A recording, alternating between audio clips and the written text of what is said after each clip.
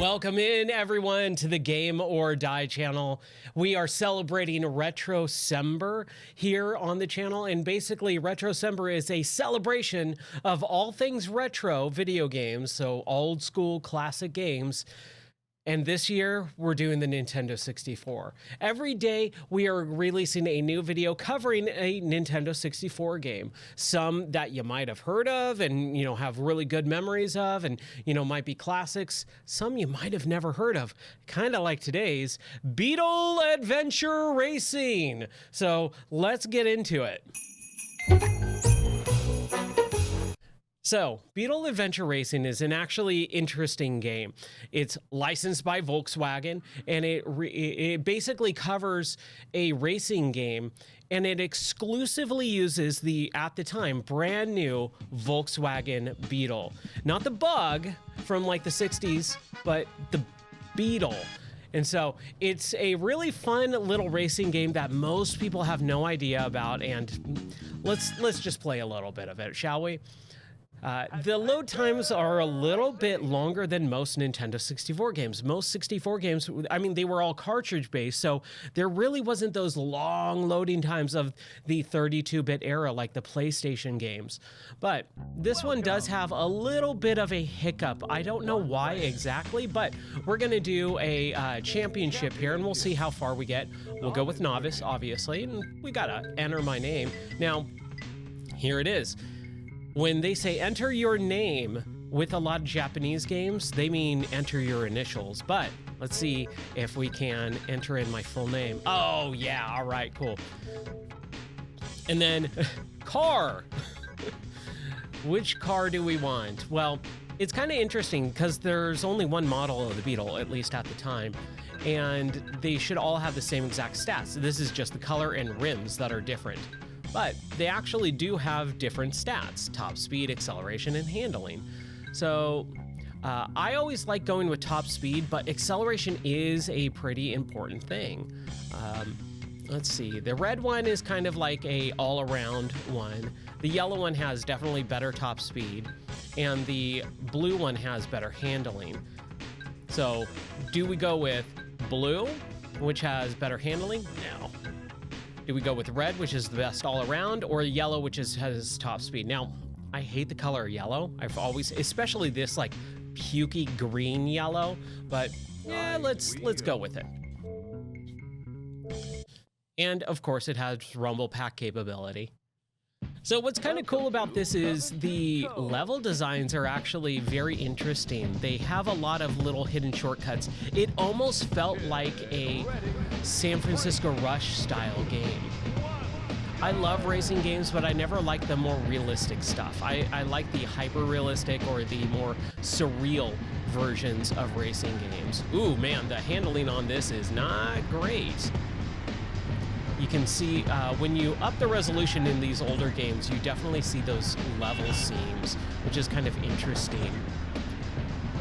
Now, what I always liked about this game was there was jumps, there was little tiny things hidden off the path, and then you have these boxes that you get for points and also time and nitro boost. So hopefully I can do a good job. I think I might have picked the wrong car. I should have went with either blue or red, because the handling on this is pretty atrocious. And they did try to add in the action adventure aspect of this game. So it was really interesting to be able to like drive around and not only see shortcuts, but also try to get those action moments. I was a kid, when I was a kid, I loved movies, and action movies in particular. And so whenever I had the chance to kind of recreate an action scene in a video game, even on my own, I always took the chance. And that's why when this game came out, and I was in like junior high going into high school when this game came out, I still really liked it. I don't know why it appealed to me so much, but like around 14 years old, man, this was like the coolest thing in the world. Also, I really, really wanted a Beetle. That's what I wanted my first car to be, was a Beetle. And looking back, that's a pretty terrible choice, especially for like a 16-year-old boy to want a Beetle, because unfortunately the way that they made these and marketed these cars is they were much more chick cars, and I don't know why it appealed to me at that point. Also, when Austin Powers 2, The Spy Who Shagged Me, came out, they also, oh no, oh no, my car exploded. Oh geez. We're still on lap 1, by the way. It's a 2.5-minute lap, and we're still on lap 1 of 3. So you can see these courses are pretty big. I like that a lot. It does add to the replayability and also just the enjoyment of the game itself. But when Austin Powers 2 came out, that was another big reason. I was a huge Austin Powers fan, and I wanted the Spy Who Shagged Me car, which was a Beetle. They used a Beetle as his like time traveling car in that movie. And you can see we got some shortcuts, we got some points, we got nitro, we did a big old jump. Like, there's a lot to this game, even in this first level. And I know I'm not doing great. Handling's a little hard, especially in the older games, right? Oh no. And okay, hopefully some of the rubber banding can be a little bit good in here. But yeah, the way that I loved these cars was just so weird. I was so fixated on them when the car came out, and I would get magazines and cut out pictures of the car. You know, I did love like muscle cars and sports cars, but when I was realistically thinking, oh, I'm 14, 15, I'm gonna get a car and I'm gonna be able to drive in a year, I wanted the Beetle more than anything, any other car, realistically, right? And my mom and dad were just like, you're dreaming, we're not buying you a brand new car. And yeah, the prices weren't as bad as they are now for brand new cars. Obviously, you know, they're not gonna throw down 40 grand for a brand new Beetle, you know, nowadays or whatever.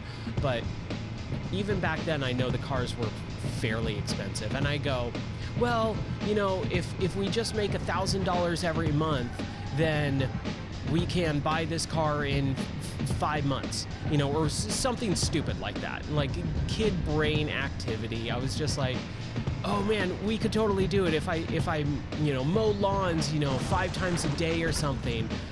I can make $100, and if I save up $100 by the time I'm 16, I'll be able to have enough money. And it was just like, Ryan, you don't understand the way the world works yet. But it was really fun being a kid and playing this game and just really enjoying it. And yeah, the driving mechanics are a little wonky. The control is a little bit hard, but that might just be down to the actual car itself. If we do get, hey, I'm in position 1, so that's good, I'm doing okay. Let's just continue on. Maybe if I keep talking then and distracting myself. Man, I just barely missed that. We are on lap 3, so that's good. As long as I don't mess up and I use the brake pretty liberally, I think I'll be able to get it. That is one of the things that I have a hard time with in racing games, is learning to use the brake properly. I always grew up playing these racing games, again, the more surrealistic racing games, where you just hold down the accelerator, period. That's all you do. You just hold down the accelerator and you hope for the best. But as I grew up and started playing more realistic racing games like Gran Turismo, you learn, oh, you can't do that at all. You can't take a turn in a car in Gran Turismo at 100 miles per hour or even 60 miles per hour. You have to slow down and brake until about 14, 15 miles per hour, and then turn, and then accelerate out of the turn. And so I've always kind of carried that whole just hold down the accelerator, just blast through the race as fast as possible. But over the course of the last couple of years, especially when I started streaming and doing racing games, I'm like, oh, that's right. I'm talking and my mind is not being 100% attention focused on the game, so I really do have to be very careful. And being very careful is slowing down the speed of your actual car. I love that you like slide into it. Look at that. The race, this first race in this took 7.5 minutes to complete the first single race. I love that. That's great. All right. Record time is 6 minutes and 28 seconds though. Hey, but I got 22 bonus points and I've got 10 points in particular. Yeah, we'll save the data. That's fine. Let's do it. You're still in the game. I'm still in the game. All right. Let's do one more. Welcome to Mount Mayhem. All right, track difficulty easy. Record time is 6 minutes and 32 seconds. So this is going to be another long race. But that's okay. I'm having fun. That's what RetroCember is all about, is playing the actual games, showcasing them to people who have probably never seen it before. And this would be a great addition to anyone's Nintendo 64 library that kind of already has the big ones. Mario 64 and, you know, Mario Kart 64, Perfect Dark, GoldenEye. Those are all like staples, right? This is one that I can pretty much guarantee most people have never played before in their lives. And it's funny too, because this was always one of my favorite Nintendo 64 games. I remember wanting this game so bad when it came out, and in school we had this I went to a private school. I went to a Christian private school, and one of my teachers said, all right, I'm going to do a thing. It was like Bible class or whatever, and she was our Bible teacher. And she said, if you sit down and actually read through all of the New Testament and you can tell me some trivia questions and stuff, and really show that you've read the entire New Testament, by the end of the year, I will give you like $50 or something, some sort of money, maybe $20. I don't remember. But I went, well, I want Beetle Adventure Racing, and every Nintendo 64 game where we lived at Target was, shoot, dude, I'm not doing good here. But there's some secrets over there.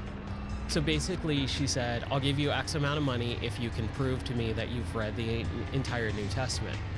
So I said, all right. A Nintendo 64 game costs $59.99, $60. And with tax, back at the time in California, it came out to $64.64 that you needed to give to the cashier to buy a Nintendo 64. I thought that was always funny. $64.64 for a Nintendo 64 game. That's how much it cost. So I said, all right, I'm going to do this. And I remember my family went on this road trip camping, and we rented an RV for that trip. And I sat there in the RV. I sat there late at night reading the Bible as much as I possibly could. Like, I sat on a park bench or whatever and just would read. We would have like PE at school, where we would go from our school grounds and walked a few streets down to a public park, and we'd have PE class there. And I sat down in PE class with my Bible and just read, and everyone's like, what is Ryan doing? He's reading the Bible. Oh, he wants to read the whole New Testament. So I remember doing that. And I remember trying to just go through the entire New Testament. Some of the stuff I didn't really understand. And then when my teacher like asked me about it, she's like, wow, that was really fast. I gave you this assignment like a week or two ago. And I said, yep, I did it though. And she said, are you sure? Like, are you lying and all that? No, I'm not. I totally read it. And I did. but I will confess that I definitely did not understand some of it. I did not really comprehend. And I think that's really what she was trying to get at, is like, I want you to sit down and read and comprehend what the Bible is saying. What is the Lord trying to speak to you about, through some of this stuff. And I answered all her questions, all the trivia stuff, and I got that money and I was able to buy this game, and I was so excited about it. So I took it home after I bought it. I think I got it at Target. That was kind of like, we had a video game store, which was actually the store I ended up owning later on in life, back in the late 2000s. But in the early 2000s, when I was still young, I definitely remember going there to buy some games, but my mom would always go to the Target, which was way closer to our house. And so I bought a few games from the Target there. I remember Beetle Adventure Racing was one of those games. And you can see, like, this is a pretty big, expansive racing game. It's got some really good, fun jumps, some creativity in the world design and level design. It's a solid racing game. Yeah, I'm playing on novice, so I'm kind of like ahead of the pack right now, but that's all that there was. There's plenty of little shortcuts, and if you memorize the levels, man, even on the harder difficulties, if you utilize those shortcuts, they're solid. They're really, really good. So it does take a while, though. These levels are crazy big. We're on lap 3 now, and we've been going for 5.5 minutes. But if you get all the time trials and you get all the records and you break the records, you do unlock new cars. And I remember like combing over the gaming magazines, Electronic Gaming Monthly, Nintendo Power, and I do remember seeing that if you do all the time attacks and get all, high score records on all the tracks, you will unlock the Beetle version of a cop car that has a workable siren. And if you hit the siren, which is basically the horn, all the cars will pull over for you. And I thought that was hilarious. I thought that was so freaking cool to be able to be a cop car in this game, a Beetle version of a cop car, and then pull all the other cars over to let you pass and win. And it was always funny too, because it's like when they do stuff like that in these games, they're bonus, like goofy, fun little things, but you've already completed all the main objectives. You can't use that car to unlock anything because you've already unlocked everything. You've already gotten the high scores in passing and all that stuff. So in first place. So it's kind of interesting when they add these really fun level mechanics or cars or special unlocks. I love how it slides at the end. That's great. First place. But you unlock all these things after you've done everything. It's like, cool, I've unlocked everything. I finally get this car, and now it's kind of not worth using, except for like that one first try. You try it out, and then you're good. But yeah, that's Beetle Adventure Racing. I love this game. It is really fun to sit down and kind of remember the mindset that I was in when this game came out, how much I wanted a Beetle as a first car, how much it influenced me, again, with like, the culture at the time. Early 2000s, we're kind of going back to retro designs and bringing back like reboots basically of car models and stuff. And then earning this game by reading the Bible was like a core memory for junior high that I had at the time. And I mean, obviously it was worth it. Number one, I got to get this game, and I had a really cool experience that I'll always remember. But I also read the Bible, which was super important at the time too. And we can't forget that in the reason for the season, Jesus being born for our sins. And yeah. So anyways, I think that's a really fun little story that is tied exclusively to Beetle Adventure Racing on the Nintendo 64. Like I said, if you've never played this game, Try it out. It's a really good one. Add it to your collection. I guarantee you no one else that you know that you follow online or anything is going to be talking about this game when they talk about the Nintendo 64 library. But it is up here in my brain as one of, not the best. I'm not going to sit here and say this is one of the best or a hidden gem or any of that stuff. I'm going to say this is a game that most people don't even know about. And if you play it, you're going to have a good time with it. It is a fun, good game. Is it the best? No. But the Nintendo 64 library is pretty small. And the fact that no one talks about this game is odd to me. But that's going to do it for today's RetroCember. Please continue to join the channel. Watch these videos. Every day we will be releasing a new video for RetroCember 2024. And again, we're covering the Nintendo 64 library this year. Last year we did PlayStation. The year before that we did Super Nintendo and I think Sega Genesis. I can't remember. It's been a few years. But anyways, that's going to do it. Thank you so much for watching. I hope you have a wonderful rest of your day. Take care. God bless and Merry Christmas. Bye.